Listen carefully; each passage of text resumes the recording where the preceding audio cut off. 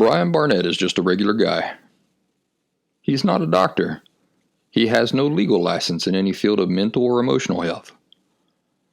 Brian Barnett merely shares the insights he's gained from his personal experiences for anybody who may choose to use such information as he or she personally chooses, while accepting full responsibility for his or her own individual thoughts, feelings, behaviors, and actions.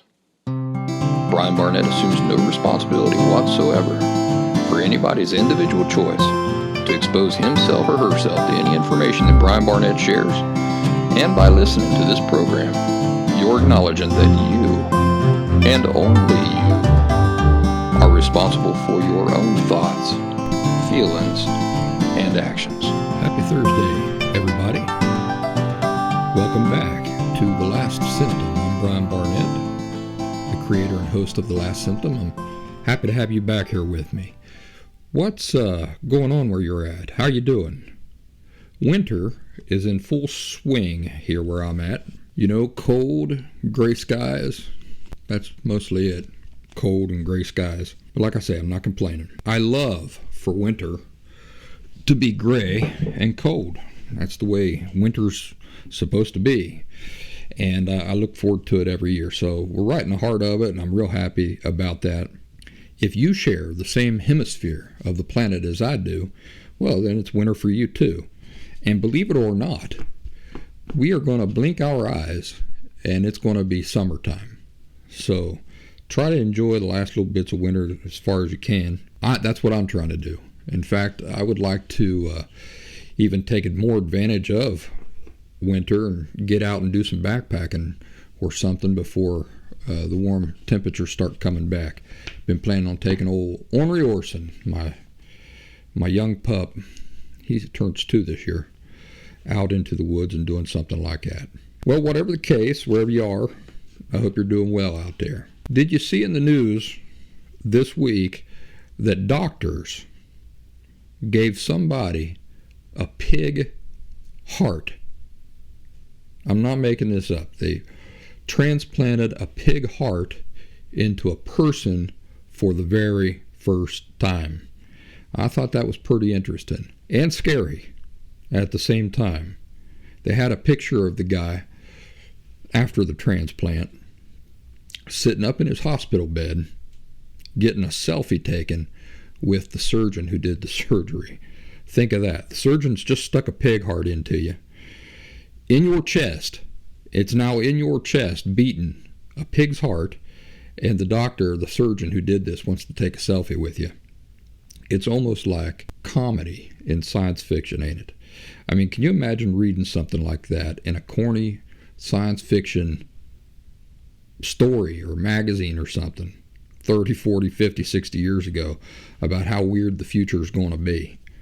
It makes me think of books I read in my youth, like Ray Bradbury, Isaac Asimov, Robert Heinlein, speculating about the future those books were. And of course, readers then were laughing to themselves, not laughing, but it seemed exaggerated. It was interesting to try to imagine, but at the same time, I think everybody understood it was kind of exaggerated, outlandish, and that it couldn't really be taken seriously. And yet, here we are. Here we are, a surgeon replacing somebody's heart with a pig heart and then posing for a selfie with him. It's really far out there. I'll tell you a specific example what I'm talking about this kind of far out, exaggerated notions of what the future could possibly bring, but that people don't really believe would bring. The book Fahrenheit 451 by Ray Bradbury.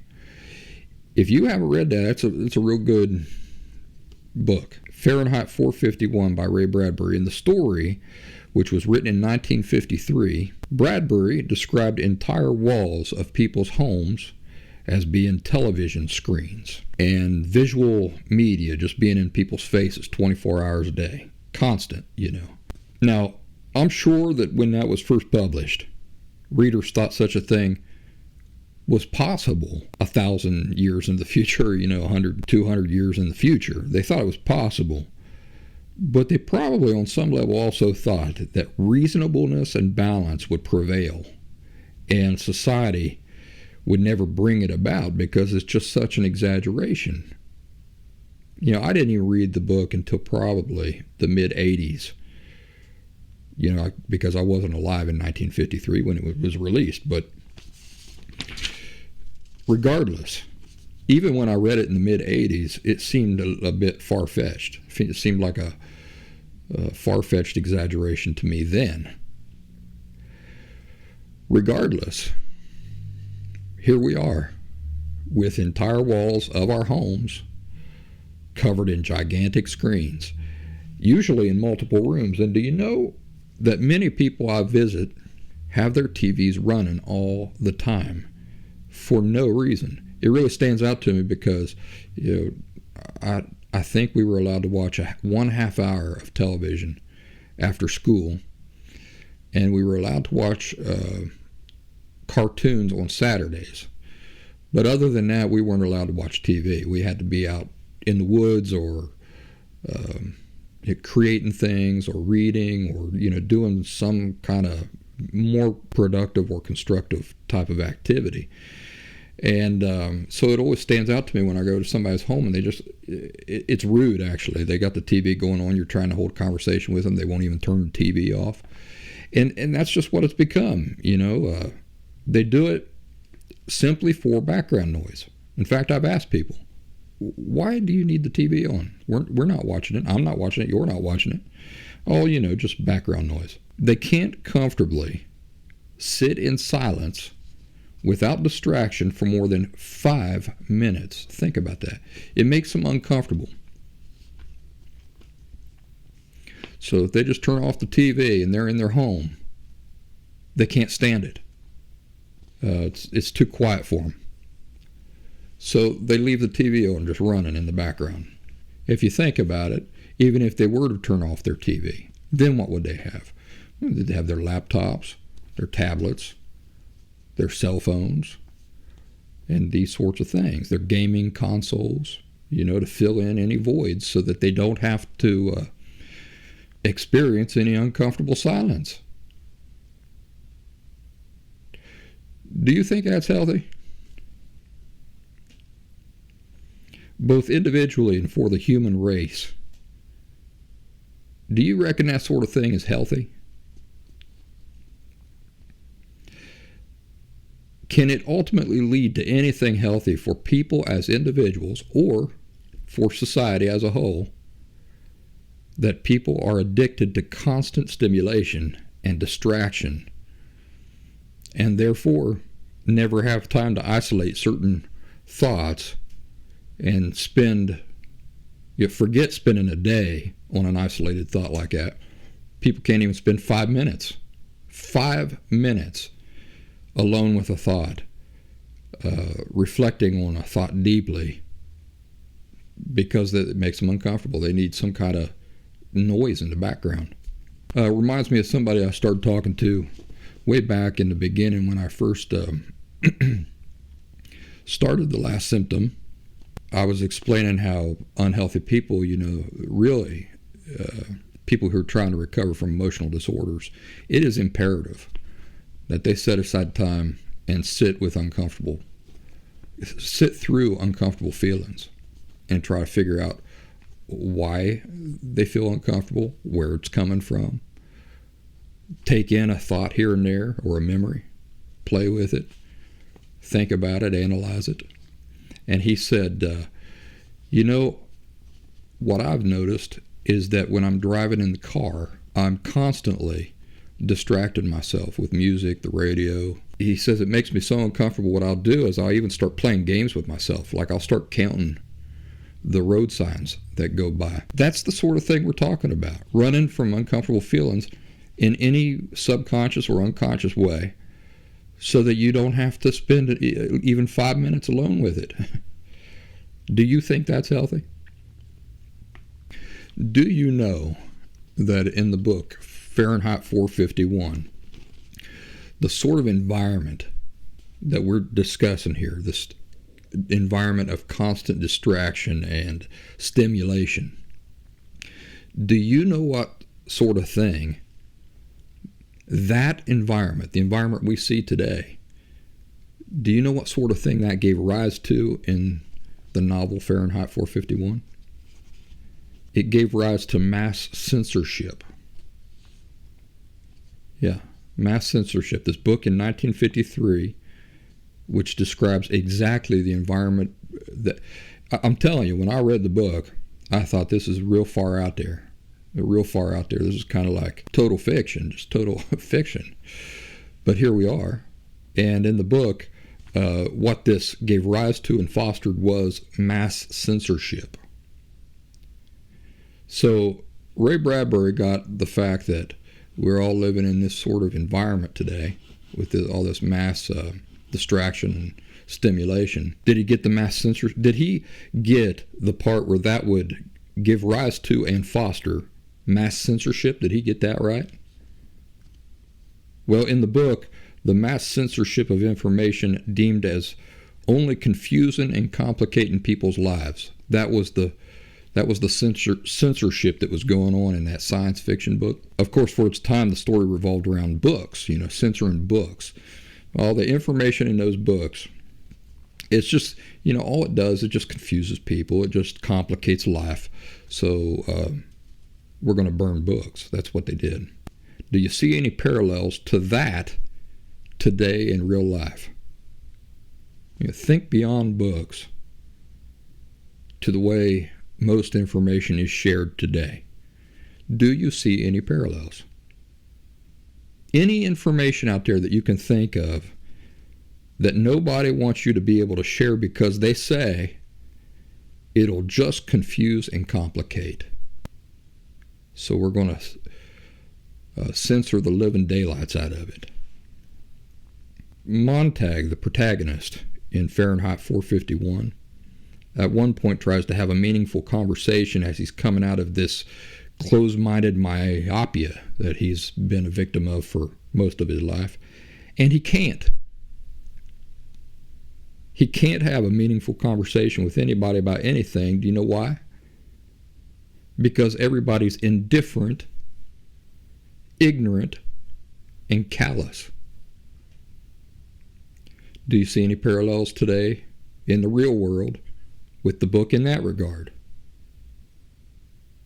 Are people having trouble having meaningful conversations with each other, or of alerting to people about the dangers of censorship because there's a large group of people who are indifferent, ignorant, or callous, or all three? Do you see any parallels? The only people in Fahrenheit 451 who really see what's going on and the significance of it and are taking it seriously are people who are considered fringe rejects. Do you see any parallels with real life with that aspect of the book? If you haven't had a conversation with anybody lately who is indifferent, ignorant, or callous to censorship, who argues it's justified or not a big deal, or if you have had a conversation like that with somebody and you agreed with them, you're missing something important. So if you haven't read Fahrenheit 451, I highly recommend it. It used to be mandatory reading in either grade schools or high schools here in the U.S., but since the book specifically contradicts any ideology that supports censoring information deemed confusing and complicating for society, I don't see how it could still be on school lists, since it's academia in cahoots with big tech who are behind all censorship today. And if they do still require it in schools, the only reason I can see that would even be possible would be if the folks in academia aren't emotionally honest enough to see how they themselves embody the very thing that Ray Bradbury was warning society about. I have no doubt that in their minds they interpret their own actions and their own role in a lofty, positive way. They choose to perceive themselves as being morally justified. By the way, did you know that once you perceive yourself as morally justified in a thing, it's like a blank check to do whatever you want? Did you know that? So, for example, most of us agree, the vast majority of us agree, like 98% of us in society agree that racism is not good. Probably 98% of people would agree that racism offers no benefit to society, that it's wrong. So, people already share that moral understanding that racism is wrong. But now think about this. If you can equate something to being racist, even if it's not racist, but you can equate it as being racist and convince people that it is racist, then they've got a blank check. You can beat people up, you can kill them, you can throw them in jail, you can persecute them, and you can do so with a completely clean conscience because you believe it's morally justified. Now here's the problem. You and I might disagree about what is racist and what is not racist. I saw Michael Baldwin. Is it Michael Baldwin? Who's the guy who just shot somebody on the set of a movie set? Was that Michael Baldwin? Anyway, it was one of the Baldwins. He was talking about his wife. He was taking a walk. Kevin Nealon has this thing on YouTube where he takes walks in California, and he gets a hold of some of celebrities and stuff, and they just take a walk and they just talk while they're walking along. But he was walking along with this guy, this actor, and the guy was talking about his wife, who I reckon's from Spain or something like that, and he imitated her accent.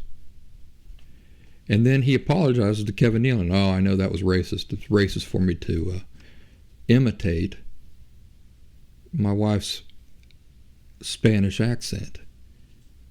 See, it's real far. That's a real exaggeration to say that sort of thing's racist. And I don't think he was joking. So, that's one thing where I would disagree with you on. I don't think that imitating a foreign accent is racist. Racist, by its very definition, means that because of somebody's race, you're treating them differently, or you're disliking a person based on their race, not on their language. What's language got to do with it? What's their language got to do with their race? The two things are not inherently the same. You can be Asian and can grow up in Chicago, right? If you grow up in Chicago, it doesn't matter if you're Asian, you're probably going to grow up speaking English. So again, what inherent relationship does language have to a person's race? And if it's not inherently, inseparably linked, then how can you say it's racist? Racist has to involve somebody's race, not their language. But anyway, that's an example I'm giving you. If you think a thing's morally justified, then it just gives you a blank check to do whatever you want with a perfectly clean conscience. Let's say that you're morally justified in persecuting a religion. As long as you think it's morally justified, you got a blank check. You can do it. You feel like you believe that you've got the high ground, and you can commit some really great atrocities. That's the problem with people believing that they're morally justified in a thing. It's dangerous. But anyway, I have no doubt that academia and big tech, they perceive themselves as being morally justified in their censorship. Now here's the problem. Whether they believe that they're morally justified or not, they're missing the principle of the thing. It really demonstrates a shocking inability to think in terms of principles. And it's really It's a demonstration of arrogance. Think about how arrogant it is for me to believe, for example, that my opinions, my thoughts, my perspectives on life are much greater and morally superior to yours. A lot of people who do this themselves have real problems with religious people for the same reasons. Why? For being judgmental, for thinking they're morally superior, viewing themselves as greatly morally justified in things than other people are. It's really a reflection of arrogance, ignorance, and myopia. A complete inability to think in terms of principles. Principles, the beautiful thing about them is that they hold true across all circumstances and situations, not just the ones convenient for you. So anybody who understands the principles involved with free speech and censorship know that just because you believe that in this environment, because of a pandemic or because of some other extenuating circumstances, just because you believe that you are morally justified in what you're doing, it's myopic. It shows a lack of ability to think in terms of principles. Principles apply to everybody. If I want free speech, for example, if I want to be able to talk the truth as I see it and not be censored, if I want that for myself, then I have to be willing to grant it to you too, even if I don't like what you're saying, even if it is going to cause confusion and complicate. That judgment isn't up to you. People should be allowed to decide what information they want to expose themselves to or not. If you think about it, the entirety of my work relies on people being able to choose for themselves whether or not they think that the information I share is useful or valuable to them or not. How would you like me trying to tell you how I recovered from borderline personality disorder, and Facebook telling you that no, that's dangerous for you to hear, you shouldn't hear that? And why would they do that? Because their fact checkers are from the professional community. How would you like that? Well, it's happening. It's happening right now. It's not a political thing. It's a thing based in fundamental principles. But anyway, back to Pig Heart Guy. When I read about Pig Heart Guy getting his surgery, I couldn't help but imagine myself as that guy, knowing, sitting there in my bed, leaning up to get this selfie with the surgeon, knowing that I have an experimental pig heart beating in my chest. And the thing I kept coming back to is that, wouldn't you be waiting for that thing to poop out any time? It's a pig heart. It's got to be terrifying. It's a relief on one hand that you woke up from that surgery at all. But on the other hand, it's a pig heart. It's something that's not really supposed to be there at all. And it's kind of astonishing that it works at all. So I wouldn't feel very calm or relaxed, even coming out of that surgery. I'd be thinking, oh boy, this thing could give out at any time. But when that article was written, 3 days had already passed and the guy seemed to be doing okay. So the pig heart seems to still be working. I mean, it is really an incredible thing.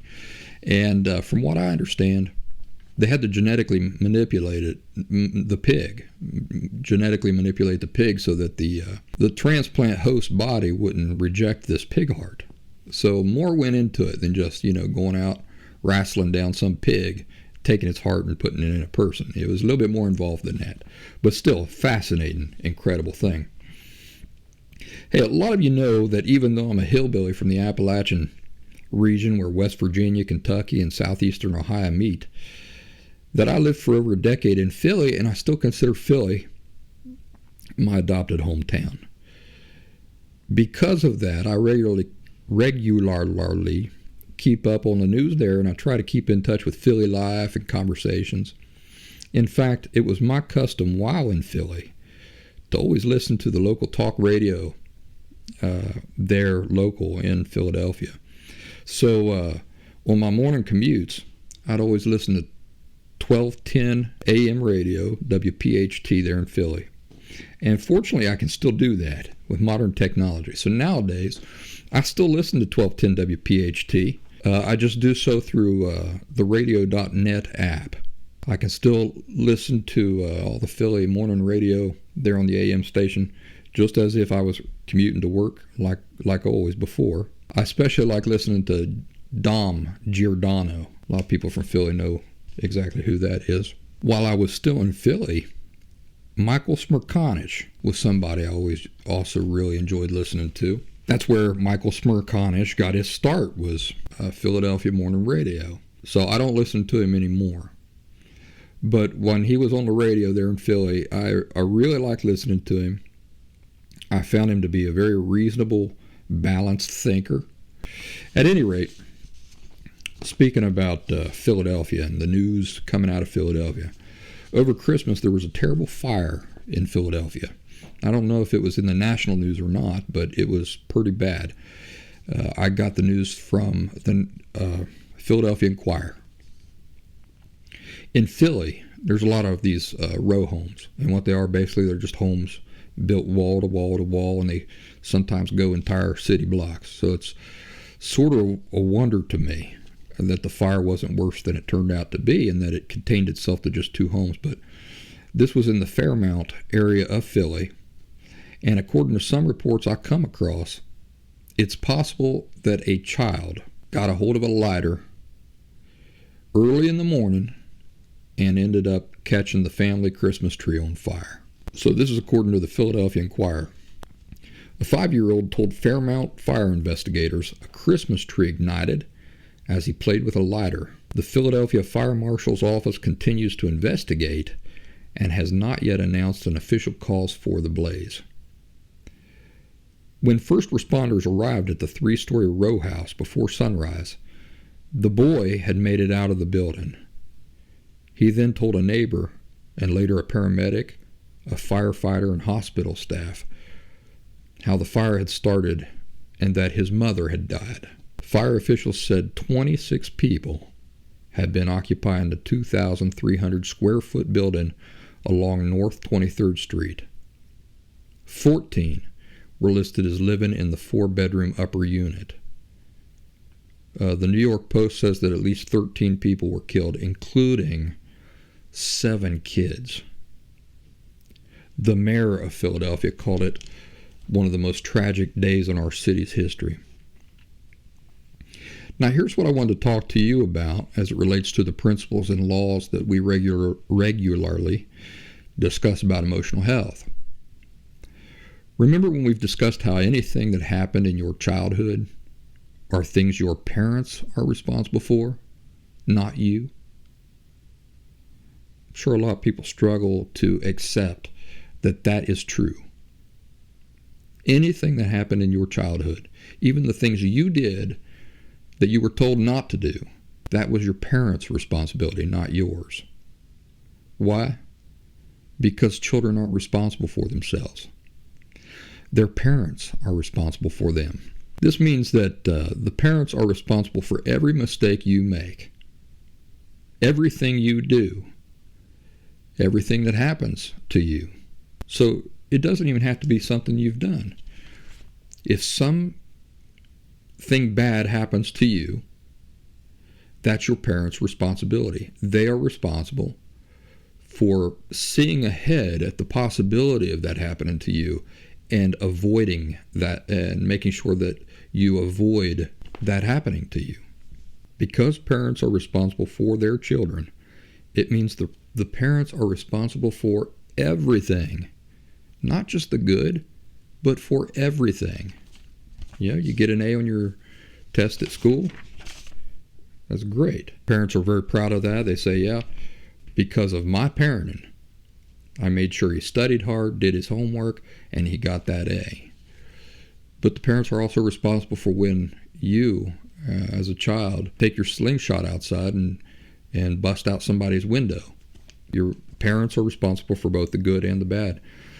In a very practical sense for recovery, this means that you can and that you should, with a completely clear conscience, fully unload absolutely every single weight of regret, shame, and think about this, that a lot of people, every unhealthy person, talks about, when they're talking about guilt, they're not really talking about guilt. They're talking about shame. So everything that you would mistakenly identify as guilt, that you're really talking about shame, and anything that happened in your childhood that is shaming you or guilting you or filling you with regret, any of those things, any of these things that you've been carrying on your back from all the years from before when you were a child all the way up into adulthood, you can just simply let that go. That's what that means. It's not a weight you have to carry anymore because it's not a weight that was ever yours to carry in the first place. The responsibility for none of those years or for any of those experiences ever belonged to you. They always belonged to your parents. I bring this Fairmount fire in Philadelphia up because it's a pretty good example to highlight the truthfulness of what I'm telling you. Remember, it was a 5-year-old child who was playing with the lighter and caught the Christmas tree on fire. Let's say that this 5-year-old child was the one who, by himself, picked up a lighter and started that fire. And let's say that his mother even told him, Tyrone, or whatever the kid's name is, Tyrone, don't you dare pick up that lighter and play with it. But let's say that he did it anyway. Who's responsible for the fire? Are the police and the mayor and the city of Philadelphia right now blaming this kid for starting that fire? Nobody with an ounce of understanding whatsoever about how responsibility and childhood work are blaming or looking at the kid as being the person responsible for that fire, I guarantee you. It's not the child who's responsible for the fire. Rather, it is the parent who left the lighter there in a place where the child could get to it. And in this case, that person, that parent seems to be the mother, who tragically was one of the people to die in the fire. It is really tragic. Me saying that she was responsible for the fire is not the same as me saying that she was a terrible person. I'm simply saying that she was responsible for the child who played with the lighter, caught the tree on fire, therefore she's responsible for the fire. Why is it that she's the one who's responsible for the deadly fire, even though she wasn't the one to personally pick up the lighter and light that Christmas tree on fire? Well, we already explained it, didn't we? Because she's the one responsible for the child, and her child was dependent on her for everything. Because she's responsible for her child, this means she's also responsible for everything the child does or doesn't do or that happens to the child. She's responsible for everything related to her child. Anything involving her child, she's ultimately responsible for. My hope is that this child will grow up with a clean conscience and not carrying the weight of this experience on his back. Even though something he did resulted in a terrible tragedy, I really do hope that the people around him will help him to understand that it wasn't ever his responsibility to know better or to keep himself safe or to understand and guard against fire hazards and practice fire safety. It was his mother. His mother was the one responsible for all those things, and it was her failures that led to this tragedy, not his. So again, if you're packing around the weight of things from childhood that are keeping you stuck in place and hating on yourself, it's time to accept that children aren't responsible for themselves and all of the implications of what that truly means, and then to let your young self off the hook. Truly forgive yourself for anything from your childhood It's not being permissive. It's accepting and living harmoniously with the reality of the situation. You know, I have a wood pile over here for my wood stove. It's my responsibility to understand the dangers that are inherent to that, to having, you know, a big heavy pile of wood stacked so high. That's my responsibility, and it's my responsibility to protect my daughter from playing around it. Why is it my responsibility? Because I'm an adult, and I'm capable of fully understanding the dangers that are involved and proactively protecting myself and my daughter from those dangers. My daughter's not an adult. She lacks the capacity to fully understand such dangers, even if she wanted to. Therefore, if I'm negligent, and because of my negligence, she gets out there, starts playing around the wood pile, and it all falls on her and injures her, or even worse. It doesn't matter if I wasn't the one playing on the wood pile. I'm still responsible for everything that happens. And, you know, even if I tell her, honey, absolutely do not play on the wood pile. Don't play around there. Don't walk within this zone. It's still my responsibility to make sure she doesn't do it. I can't just trust that she won't.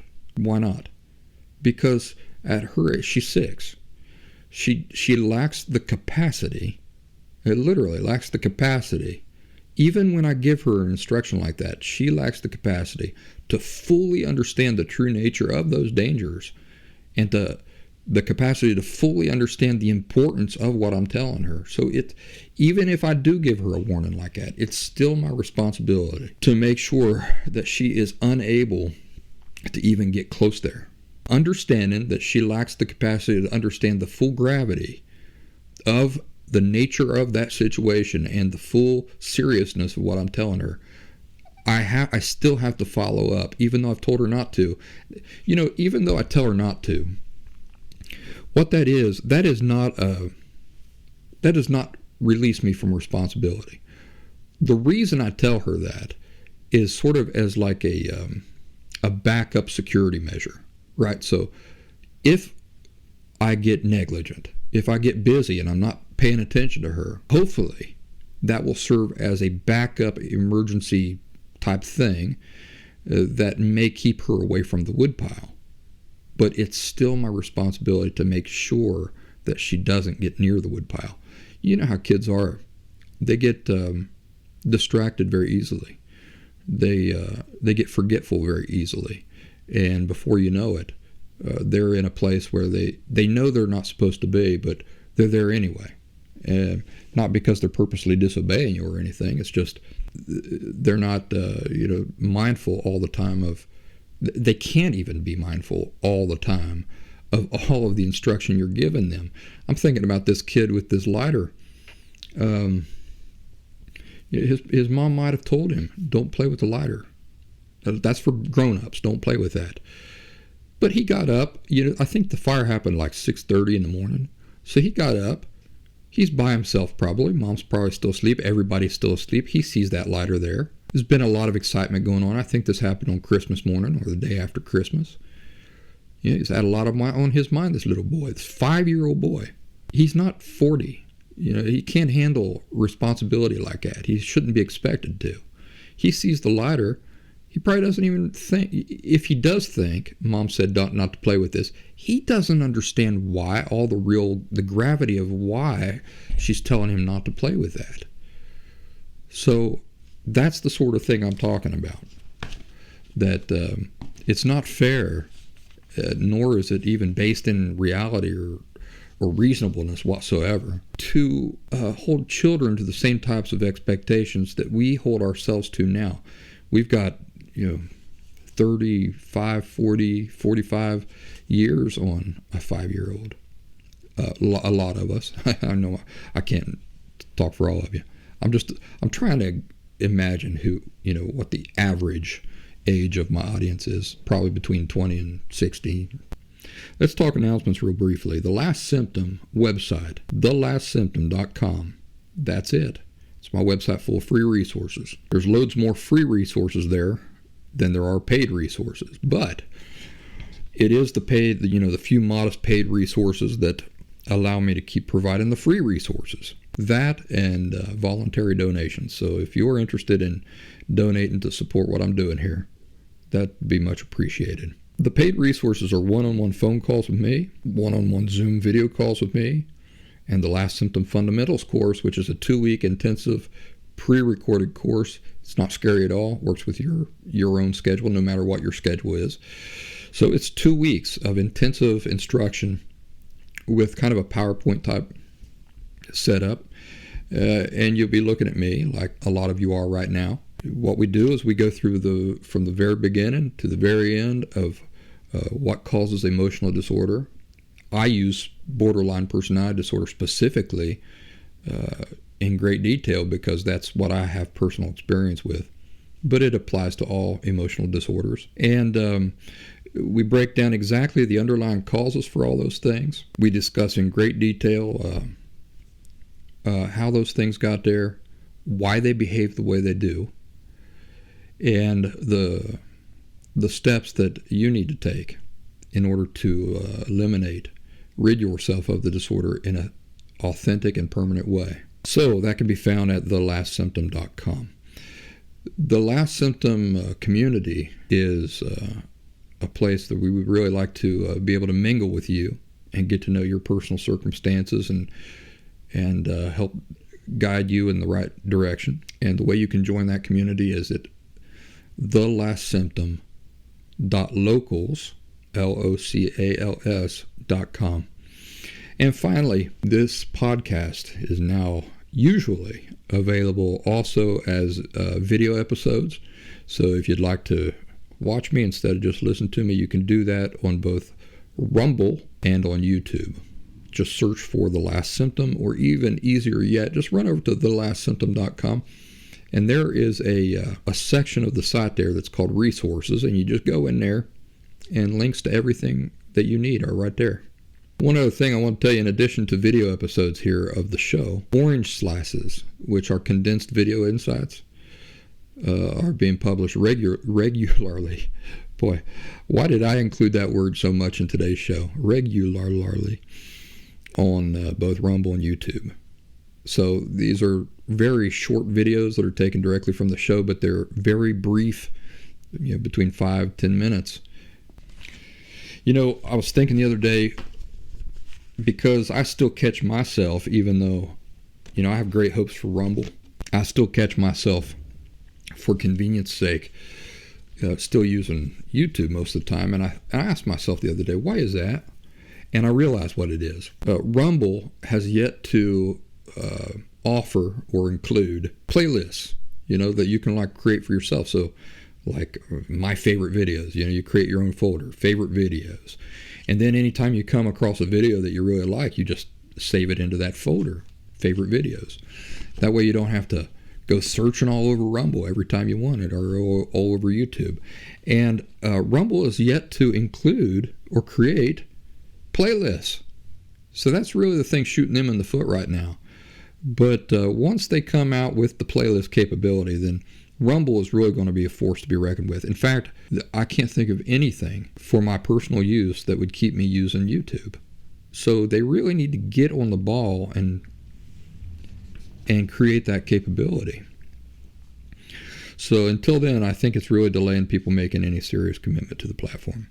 Here's some correspondence I got a while back. It says, Dear Brian, you said that whenever it's not possible to put physical distance between you and somebody who's unhealthy or bad for you, that you should put emotional distance between you and them instead. Now, the reason I had this conversation was because a lot of folks, a lot of Indians in India, especially females, I know that it is customary for them to continue living with their families until marriage, or until,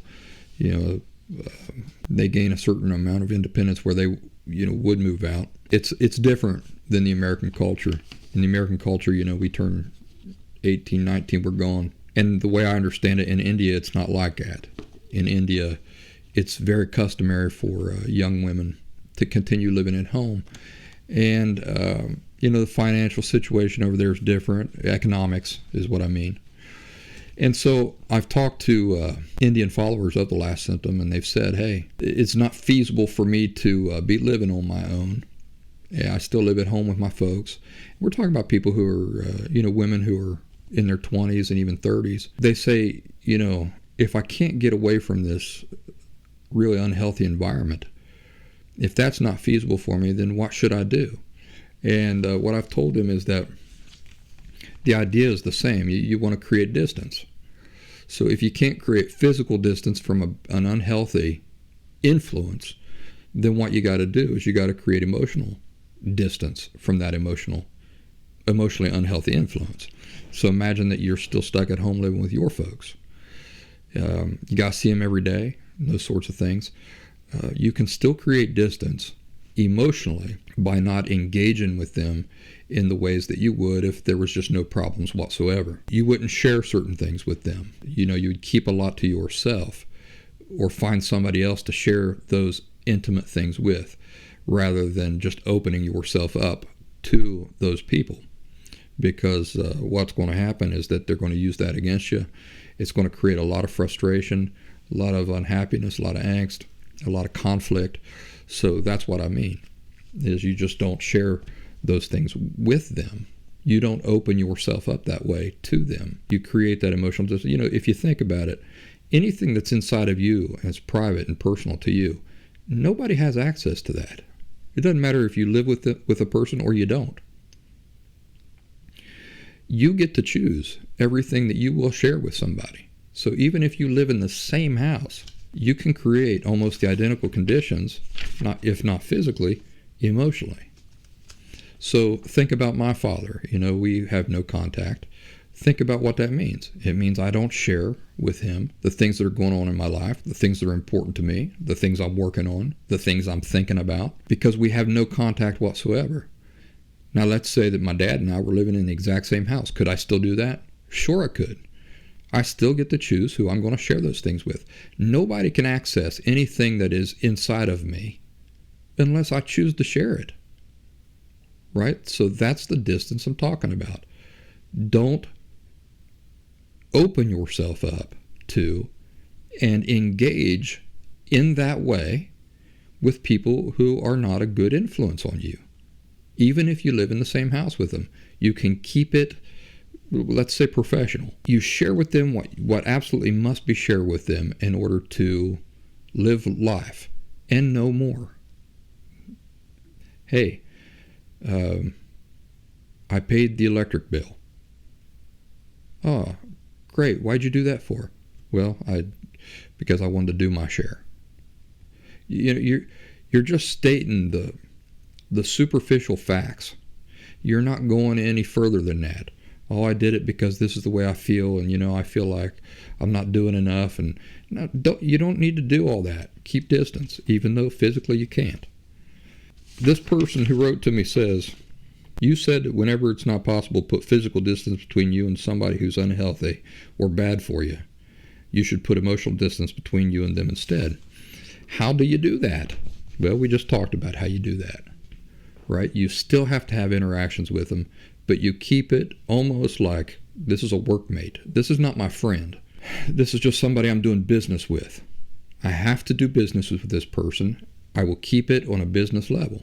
Person goes on to say, whenever there's an interaction with one specific person I can't eliminate from my life completely, it's like he injects poison under my skin without me noticing immediately. It's hours after that I feel the effect, and it takes me days to get it out of my system. How does this work? What is the poison? Why can't I be immune? So it's a good question, and it's one that I can heavily relate to. Here's what you got to do. The first thing you got to do in a situation like this is you have to ask yourself why. Why is this person having such an effect on you? Why are they able to have such an effect on you? There's only one reason why, if you think about it. If you're honest and you think about it. There's only one reason why anybody can get to you. And that reason, the only way that can happen is if you secretly desire something else from them instead. Right? Person has that type of effect on you because you secretly desire something from them that they aren't giving you, and honestly may never give you, but you're secretly desiring it anyway. So the person I'm talking to here is talking about an ex, just not to beat around the bush. The person's talking about an ex, and they share a child together. They have to continue having interactions with each other because of the child that they share. So asking the question why, and the answer being that the person can have this effect on you. The only reason they can have that effect on you is because you secretly desire something from them that they ain't giving you, and they're not going to give you. In this case, change. Right? What is the person hoping for? I pray to God he will be different this time, that he will realize, well, it's this. I pray to God that my feelings will matter to him, that my feelings will matter to him enough that he will realize the pain he's causing me and the frustration he's causing me, and he will take that into consideration, and his interactions with me will be different. That's what the person's hoping for. That's what the person is trying to will into existence. And when the person doesn't do that, what is the only thing that can result in? Tremendous frustration, right? And angst. And surely her mind is thinking about this long after. That's why she says that she may not even realize it at first, but hours and sometimes even days later, she realizes it's still driving her nuts. That's because whether she realizes she's still mulling that over or not, she is. So she has her interaction with the partner, the ex-partner. He goes away. Her mind is still ruminating on all the ways he has not changed, on all the ways her feelings do not matter to him, on all the ways that he demonstrates a total disregard for her, who she is, her feelings, her thoughts. And it's painful. Because why? Because of her secret desire for what he would be instead. Secret desire to get something from somebody that they ain't giving you. Or a desire for them to care. It's really what it is. For a secret desire for them to care. And to demonstrate that care. A genuineness. To want to see how screwy some of their perspectives on life are, and how selfish and self-involved they are. So it's up to each person who's in a situation like this to be honest with himself or herself. Try to identify what aspect about this person you're using to make yourself upset. Because remember, nobody else can make us upset. We use that in lazy speech all the time. Oh, he made me mad, she made me mad. But those of you who have been with the Last Symptom for a while know that that is not what's happening. What instead is happening anytime we get mad is that we're taking something, we're observing a thing, we're taking it in, we're doing that ourselves, and we're using it ourselves, within ourselves, to make ourselves mad. That is the true nature of anger. Nobody can make you mad. Nothing can make you mad. We as individuals can only make ourselves mad. And we do that by, our perspectives and our thoughts related to a thing. So if I see some injustice out in public, I can observe that, and I can use that to make myself mad. Another person might observe that same thing, not perceive any injustice in it, not get mad at all. If I'm getting mad over it, that's what's happening. I'm taking it in, I'm chewing on it and analyzing it in a way, entertaining thoughts in a way to make myself mad. So you have to identify what aspect about this person are you taking and using to make yourself upset. Why do you find it upsetting? Why is the way that you're choosing to think about this thing or perceive this thing making you upset? And here's a big one. Remember, we're talking about desiring something different from somebody than what they're giving us? What is that? Well, that is, to be frank about it, a desire to control another person. So instead of just saying, this is what I'm getting from the person, you're instead desiring to control them to being and behaving and feeling and thinking entirely differently. The healthiest way to go about life is not to be trying to exert our will in any directions or on anybody, but instead to observe what we're getting. You'll suffer a lot less frustration in life if that's the way you go about life. So instead of me, for example, observing my brother and thinking about all the things I wish he would do you see how there's a secret part of me who wants to make him be different. If I can surrender that away and just observe non-judgmentally, this is what I'm getting from him. This is what I can expect from him. This is what he's giving. Well, then there's a lot less frustration in that if I'm just observing, okay, this is just what I'm getting, as opposed to this is what I secretly want for him to give me. What subtle desire for control over other people might you be living with inside yourself? That's really what it comes down to. Typically, if another person's if they're already how we want them to be, that doesn't cause any frustration, does it? But the opposite causes frustration, when a person's not how we want them to be. So give up wanting a person to be a certain way. Instead, develop the skill, the art of just being able to accept what you are getting.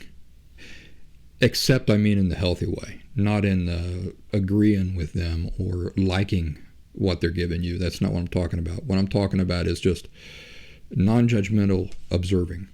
All right, this is what they're giving me. All right, now I can make some decisions for myself, recognizing that I have no control over them. I have no secret desire to control them. So I'm able to observe what they dish out, just non-judgmentally. Okay, that's what I get. Well, then based on that, these are the decisions I'm going to make for myself. Do you see that the real solution is to truly and completely let other people be other people? And for you to be content being you. When you can do this, when you can truly accept the total powerlessness that you have over other people and you surrender away any secret desire to control them, which is what you're doing when they are a certain way and you get frustrated, that's where that's coming from. I want them to be this way and they're not. Do you see the frustration is really silly because it's pointless. Remember that people are the weather to you. You might, for a second, get disappointed when you look out the window and the weather's doing something that you didn't want it to do that day. But you don't walk around all day long obsessing about it, kicking the wall, those sorts of things. And why not? Because you know it's a waste of time. You know that the weather is completely out of your control. It is going to do whatever it does. So when the weather does something that you don't like, you say to yourself, whether you're consciously aware you say this to yourself or not, you say to yourself, well, that's disappointing. But now I'm going to have to make some decisions for myself. Can't control the weather, but I can control me. So what am I going to do with this reality of what the weather is doing? That's how you handle people too. Can't control him. Not even going to waste time or energy or emotion on that. But I can make decisions for myself. Surrendering away any secret desire for controlling others. Have you ever heard of the name Ernest Shackleton? The boat captain's name was Ernest Shackleton. And if you don't know that story, I'm not going to go into it in great detail here today. But if you don't know that story, my goodness, it is one of the greatest stories of survival and of persistence ever. The name of the ship was Endurance. And Man, what a great story. It can be used in so many parables and comparisons and illustrations and everything like that. The Endurance and its entire crew got stranded out, I think up in the Arctic, and the crew and Ernest Shackleton survived just unbelievable odds in this survival situation where they were running out of food.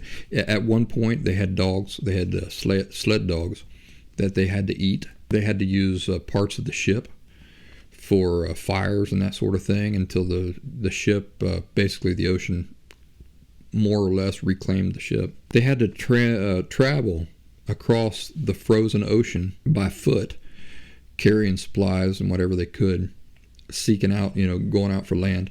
Eventually, what happened, if I'm remembering right, is they found an island.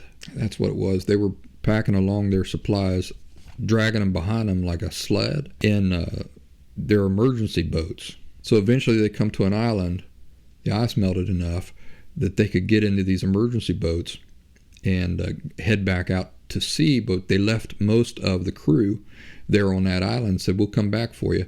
I think it took them like a whole year for the ones who set out on the boat to reach civilization and then to come back and rescue the rest of the crew. Unbelievable story, but when I was reading recently, and I've known about Ernest Shackleton and that whole thing there for a long time, but one thing that I was reading about that recently, the author wrote about that whole experience. There's a state that people get into when things look so grim, life just doesn't seem that important. And I remember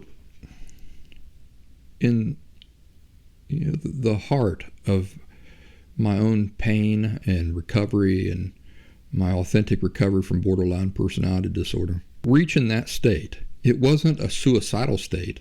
I wasn't going to do anything to hurt myself. But I do remember thinking, well, if I did die, it wouldn't be too bad. It wouldn't be too bad at all. There's a state that people get into when things look so grim, life just doesn't seem that important. If you're currently experiencing that, I'd like it to bring it to your attention that just because things seem a certain way doesn't mean that they are a certain way. So just because life doesn't seem that important doesn't mean that it's not important. It just means that you're experiencing a really gloomy time right now. So remind yourself of that. And just like Ernest Shackleton's ship, you remember what it was called? Endurance. That's what you need. That's what you need. Endurance. And endurance is a beautiful quality. Endurance is what will get you through tremendous gloom. I think I said not too long ago that what I've always admired, rather than these guys who can, bench press 19 tons of weights, the thing about these Olympic weightlifters is that they get that thing up over their head and, in 2 seconds their arms start shaking and they got to drop it. So it's a great accomplishment that they were able to lift that thing at all. But that doesn't impress me. What impresses me much more is that a person who can lift half that weight and hold it up there for 20 minutes. That's impressive. That's endurance. Runners running races, long distance races, they pace themselves. It is endurance that gets them across the 20-mile mark or whatever it is, So that's really, it's such a beautiful quality, and I wanted to remind you of that. Just because things seem gloomy and grim and life doesn't seem so important, remind yourself that with endurance, you will again see just how important life is, just how important all the beautiful things in life are. Anyway, I'm getting off topic there, but I wanted to tell you about that Ernest Shackleton. We might talk about him in greater detail sometime in the future, but if you get a hankering to look him up, his name is spelled Ernest Shackleton, Shackleton. Campleton. It's an amazing story. You will really enjoy that. In fact, if you're one of those people who feel like life is so grim and you want to pump up your endurance, I highly recommend looking up Ernest Shackleton and the Endurance and reading all about that story. It might animate you and encourage you in really wonderful ways. Well, it's wintertime, and because it's wintertime, I wanted to tell you about the time that my friend Jordan and I got snowed in during probably the blizzard of the decade while my parents were away on a trip. I was 16, or no, how old was I? 16 or 17? I could drive at the time. My parents were going on this trip. They were going to be going for a week, and it was this time of year. They said, whatever you do, don't have anybody over while we're going. I said, all right. And because I was 16, as soon as they left, I called up Jordan, my best friend. I said, hey, Jordan, my parents are going to be going for a whole week. You want to stay with me? He said, I sure do. So he packed up a bag. I went over and picked him up. There was another thing my parents said absolutely don't do. It was my dad. He said, whatever you do, don't drive my pickup truck while I'm going. He had a small pickup truck, and I was driving a car. My car was front-wheel drive. And, but, you know, I was 16. There were a lot of things I didn't know. And one of the things I didn't know was that my dad's pickup truck was a rear-wheel drive and performed much, much more terribly in the snow than my car would perform. A front-wheel drive will do a lot better than a rear-wheel drive, especially on a pickup truck, because the pickup truck has that bed on the back, and so it's got no weight above the axles. You can't really, if you get on ice or snow or anything like that, there's no real weight on the back, you know, on the tires that are moving the vehicle to let it grab and get traction, bite down into the snow and the ice and that sort of thing. Well, I didn't know that. I just thought, well, it's a truck. It'll do better than my car in the snow. So when Jordan come over, the snowstorm started.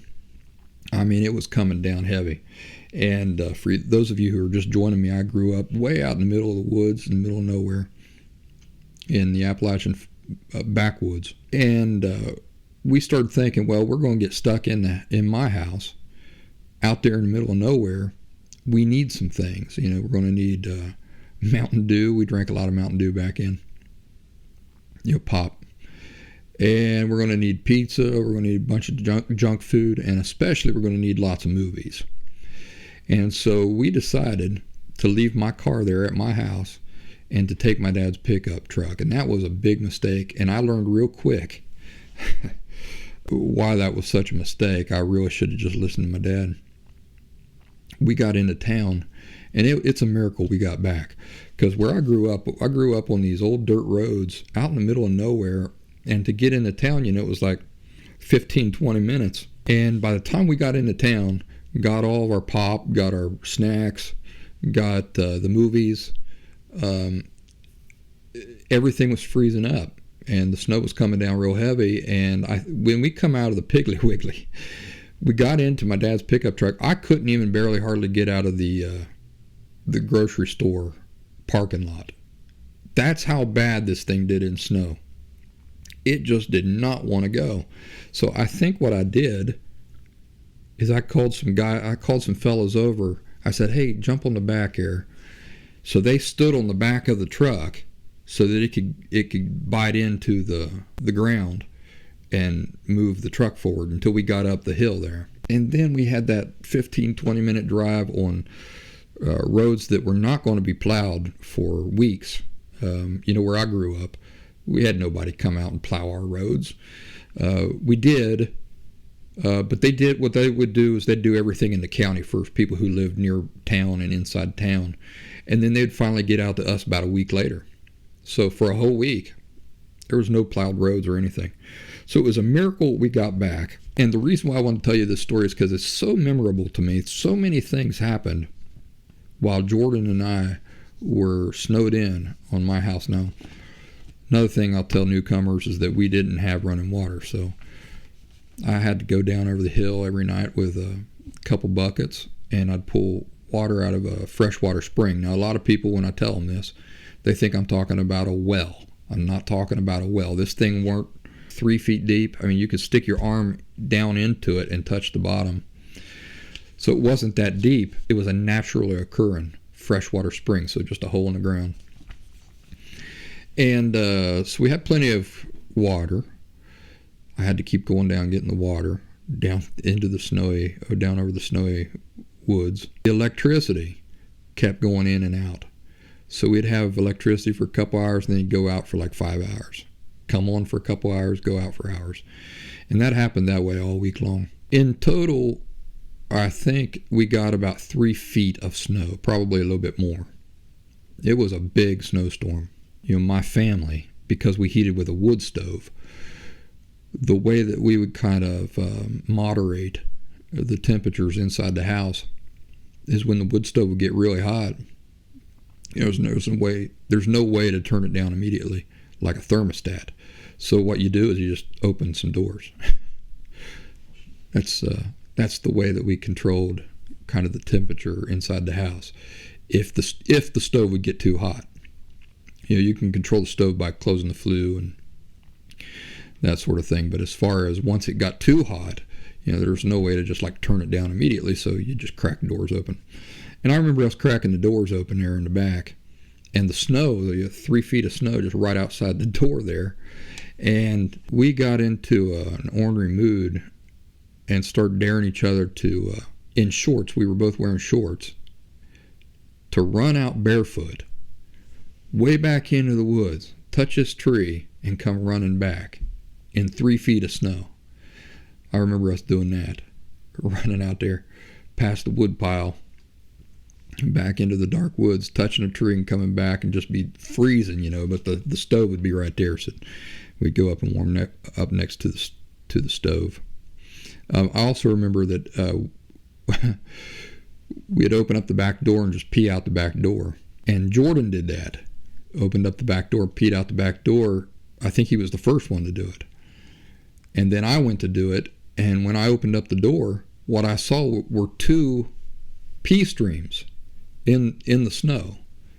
I said, "What's that all about? I thought you only peed one time." He said, "I did, but it did that thing, you know, that happens from time to time, where when you're peeing, it splits into a double stream." Now, this is something that guys know about. I don't know how many girls know about this. That happens when you have a penis and you're peeing with your penis. For sometimes the the pee stream will split into 2, and you can't really control it. And that's probably, you know, you wives, if you're ever complaining about pee on the bathroom floor, that probably happened to your husband or your boyfriend, is that he went in there, did his best to aim for the commode, but when that happens, there's no controlling it. You're trying to get both streams into the commode at the same time. It's a big mess. So anyway, that got us into this big philosophical conversation about what causes that. Had to keep the wood stove going the whole time. So it was my job every night in the wintertime to go out and split firewood and have plenty of firewood on the back stoop. And so, you know, I kept the house going that way. Electric, like I said, kept going in and out. Because it kept going in and out, and it would be out for so long, at some point I had to take all the contents from the freezer so that nothing would spoil, and I just took it outside and I stored it in the snow outside. And so in that way I was able to keep all of the food in the freezer from spoiling. And one thing I was in the habit of doing back in is I would fish all summer long.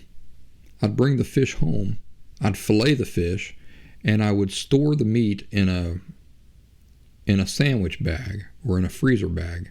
And then I would put that in the freezer, and I would just save it for later. A friend of mine taught me to do that. And so I had an entire summer's worth of bass, freshwater bass, meat in the freezer. Jordan did not like fish, and he found anything having to do with fishing sort of disgusting. But when we run out of food during that week, which we did, and the food got real low, I said, well, I'm going to start cooking up this fish. I'm sorry you don't like it, but that's what we got. And he said it was the best, some of the best meals he had ever had. And it was really, a wonderful thing that I had stored all that fish over the entire summer, because during this emergency, then we had plenty of food. But the way I cook fish, you folks in the U.S., go to your local grocery store and try to find a flour. It's a seasoned flour called Kentucky Colonel. For those of you watching this show on YouTube or on Rumble, I'll try to include a picture here and show you exactly what that Kentucky Colonel looks like. But that's the way I would make fish. I would bread that up with Kentucky Colonel flour, and then I would fry that in a pan, and my goodness, it was just good eating. Here's some of the movies we rented. I think we rented like 20 different movies, but here, when I was writing this outline, I was trying to remember what some of those movies were, and some of them just stand right out. I remember them to this day. The Wicker Man from 1973. The Fisher King from 1991. One of the Hellraiser movies, I don't remember which one, if it was the first one or one of the sequels. Jacob's Ladder, 1990. What a fantastic movie. Miller's Crossing from 1990. What a wonderful movie. Total Recall, 1990. Dances with Wolves, Air America. Lionheart, which was a Jean-Claude Van Damme movie. Nightbreed from 1990. I had totally forgotten that we saw this movie, but when I was doing the research, I come across that movie, and I remembered, yep, that was on there. A weird movie. Saw The Grifters with John Cusack and Angelica Houston. Hamlet, 1990, with Mel Gibson. And those are just some of the movies that I remember. I couldn't remember them all. And you got to remember, this was all on VHS. These were not DVDs or anything like that. So we had like 20 different VHS movie tapes that we had rented. And in fact, because of the snowstorm, they didn't charge me for returning them late. That was kind of cool. At one point in the night, this was right after I think we'd just finished watching either Jacob's Ladder, which is real spooky, or one of the Hellraiser movies. Jordan spotted a bug on the wall in the living room where the TV was, and he says, "What is that?" I think we had just finished a really scary movie, and so we were in between movies. It was in the middle of the night. He says, "What is that?" And we looked at this bug. I'm not kidding you. That bug was probably 3 inches big, this bug, in length, and it was stuck to the wall. And it was freaky looking. It looked like something it looked like something that come from hell. It was a freaky looking bug. And as we're standing there looking at it, it takes to flight. And it starts flying around the living room. And we're just standing there like, what the heck? I had never seen a bug like that before then. And remember, I grew up in the woods, so I saw a lot of bugs. Never seen anything this hideous before in my life. And I've never seen anything this as hideous since. It was really spooky.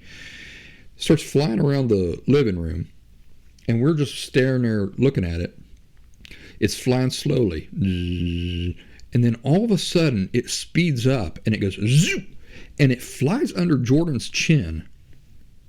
I'm not making this up. Grabs him by the chin and forces its way into his mouth. It was the weirdest, most disturbing thing ever. And he's fighting to get it out, but that's what it did. It latched itself to his chin and then just forced its way in while he was trying to get it out. And he takes it in his hand, and the door was open at this time because the stove was going real hot. And he threw that outside the door. Never saw it again. We couldn't find it again.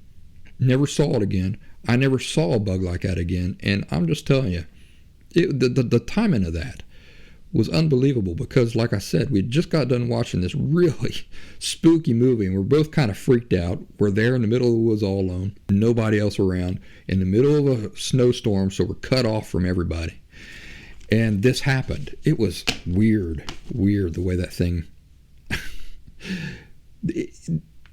it was not as if it just inadvertently, flew into his open mouth. That's not what happened. It purposely landed on his chin and tried to force its way into his mouth. Really freaky. Last thing I'm going to tell you about this time we were snowed in was Jordan's nightmare within a nightmare. He was sleeping in my bedroom. I was sleeping on the floor. I'd given him the bed. And he woke me up, white as a sheet. And I said, "What's up with you?" He said, "You're never going to believe this dream I just had." He said, "It was the freakiest dream I've ever had." He said, "I was dreaming that we were here in the bedroom, just like we are. Lights on," and the lights were on.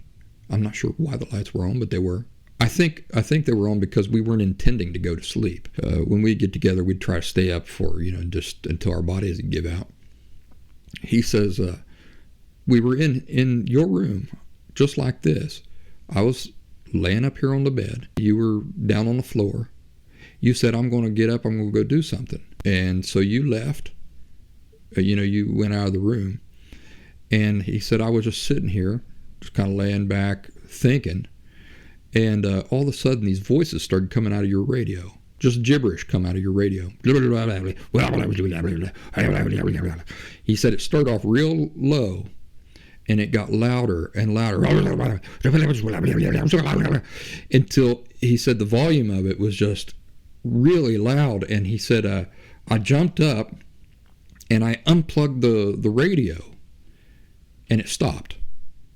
And he was like, "Man, that's strange." So he lays back down again, and all of a sudden it just starts up again through the radio that is now unplugged. This gibberish coming out of the radio. He says it freaked him out, and he took the radio. He says that he went out and I think he threw it out the back door or something, and he was just terrified, and he's shaking, and he's like, "Where the heck is Brian?" He says, and then all of a sudden I woke up. And I'm in your bedroom, and you're down on the floor, and I'm sitting right here on the bed. And I thought, man, what a weird dream. And he said, I sat up and leaned back against the wall where I had a window. My window is right there. So I leaned up against the wall with the window here. He says, and these arms burst through the window and grabbed me and were trying to drag me outside the window. And he said, I woke up again. Is that crazy or what? A dream, a nightmare within a nightmare. Well, I thought that was so cool that later, I think I was trying to show off for a girl or something, and I told that story, but the way I told the story was that it was my dream, that I was the one who had this nightmare within a nightmare. I never thought that would come back to bite me, but Jordan happened to be with me and that girl one time. This is like a couple years later. And she says, oh, hey, Brian, do you remember when you told me about that dream you had? And she goes on to start telling that dream. And man, I was caught red-handed. Jordan looked at me and he said, oh, you had that dream, did you? So could never pull anything past Jordan. He would find out sooner or later. So I think I learned my lesson after that. And I stopped telling the dream as if it were my dream. That was Jordan's dream, trademark, copyrighted. So that's the show for today, this week, folks. Thanks for watching here on YouTube or on Rumble. Thanks for listening on whatever platform you choose to listen to the show. I hope you have a wonderful week, and I hope you all take care of yourselves, and especially those of you who are feeling down and gloomy. Look up Ernest Shackleton and encourage yourself with the endurance to endure the gloomy times that you're currently experiencing. I'll see you next week. Take care.